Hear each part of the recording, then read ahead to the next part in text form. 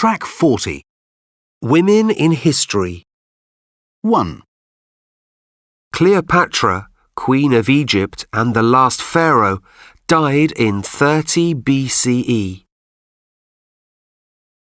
2, Marie Curie received the Nobel Prize in Chemistry in December 1911.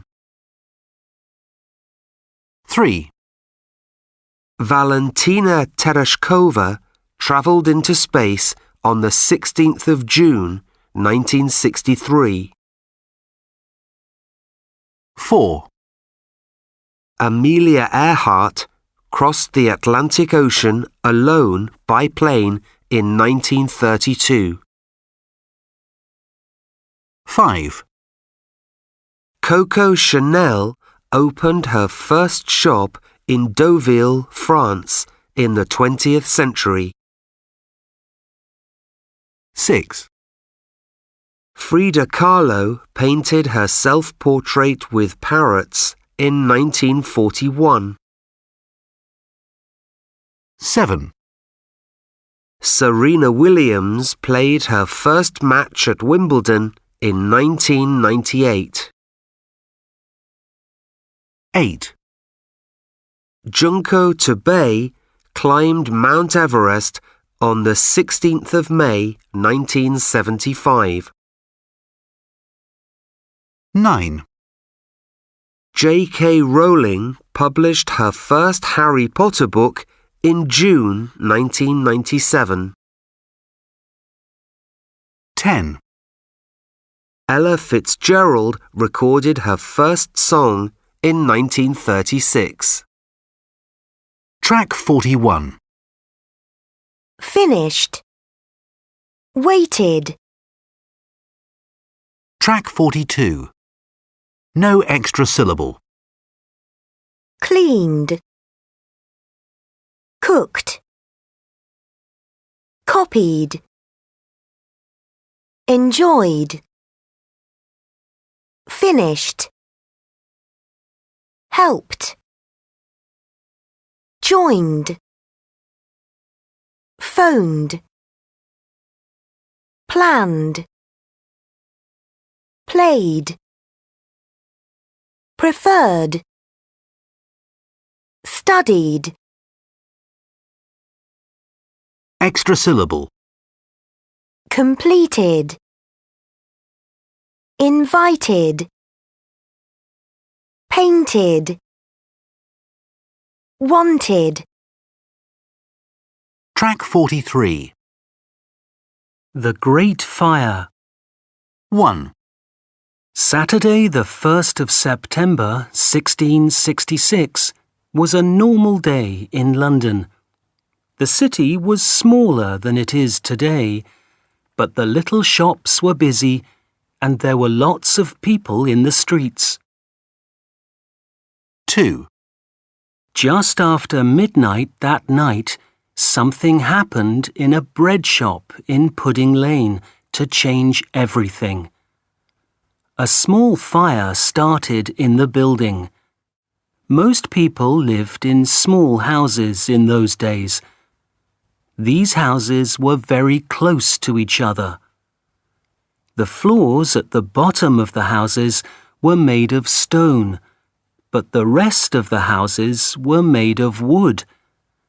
The fire moved first to the houses and shops on each side of the bread shop, jumping from roof to roof.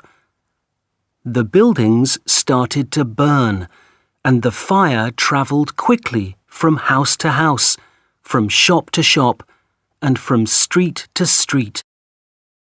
The fire moved very fast through the buildings and burned for 3 days, from Sunday the 2nd until Wednesday the 5th of September. 3, After the fire, the buildings made of wood were not there anymore, but many churches and the famous castle, the Tower of London, were still there because they were made of stone. 4, So the people of London decided to make new buildings of stone. You can still see many of those stone buildings from after the fire in London today. One of the most famous is a church. It's called St. Paul's Cathedral. Track 44. And welcome to Living History I Was There. My name is Dave Brown, and today's caller is Janet from Manchester in the northwest of England. Hi, Janet. Hello, Dave. So, Janet, tell us about the moment in history you remember. Well, Dave, I remember something that happened in the 1960s. I lived with my mum and dad and older brother in a flat in the city. There were no computers or mobile phones in those days, you know. There were televisions, but only black and white ones. What do you mean, Janet? Black and white ones? I mean the televisions only showed black and white films and programs. There was nothing in colour. That's not like today, Janet. I know. You didn't know what colour people's clothes were or anything like that. Anyway, the day I want to tell you about was in 1967.